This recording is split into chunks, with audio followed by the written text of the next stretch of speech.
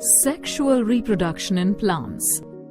In this module, you will learn how sexual reproduction takes place in flowering plants. It is spring season. Flowers are blooming on the trees. It is indeed a beautiful sight. Flowers attract all of us.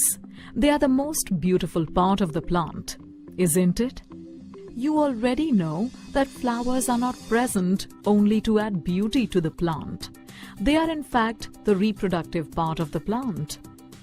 In the flower, stamen is the male reproductive part, while carpel is the female reproductive part. Some flowers contain both male and female reproductive parts. Such flowers are called bisexual flowers. For example, pea, China rose, etc.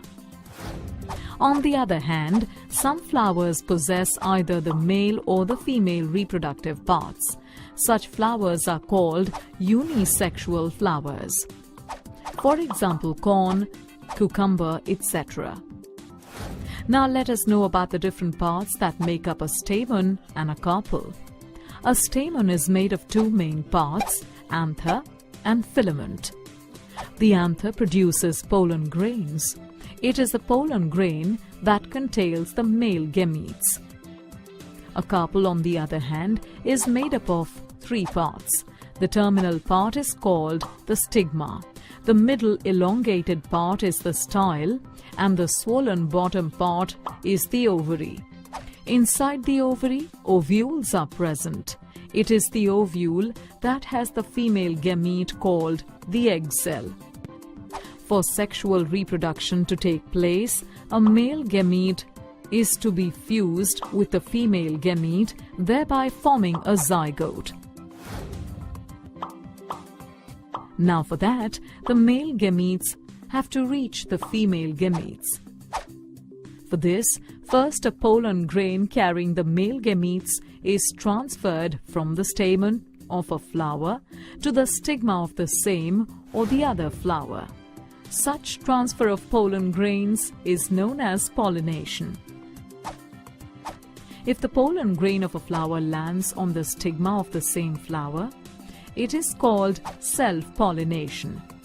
But if the pollen grain of a flower lands on the stigma of another flower of the same or another plant of the same type, it is called cross-pollination. Pollination occurs with the help of different agents like wind, water, or animals. Once a pollen grain reaches the stigma of a suitable flower, a tube grows from the pollen grain.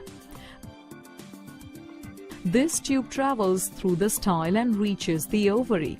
The male gamete from the pollen travels in this tube and reaches to the female gamete present in the ovule of the ovary. After that, the male and the female gamete fuse together to form the zygote.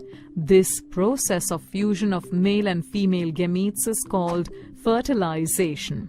The zygote formed after the fertilization then divides several times to form an embryo inside the ovule. The ovule develops a tough coat and changes to a seed. The ovary, on the other hand, ripens and forms a fruit around the seed. At this time, the other parts of the flower, like the sepals and petals, fall off. So, a seed present inside a fruit contains an embryo, which is actually a baby plant. Each time a seed is planted in soil and provided appropriate conditions, it grows into a seedling, which then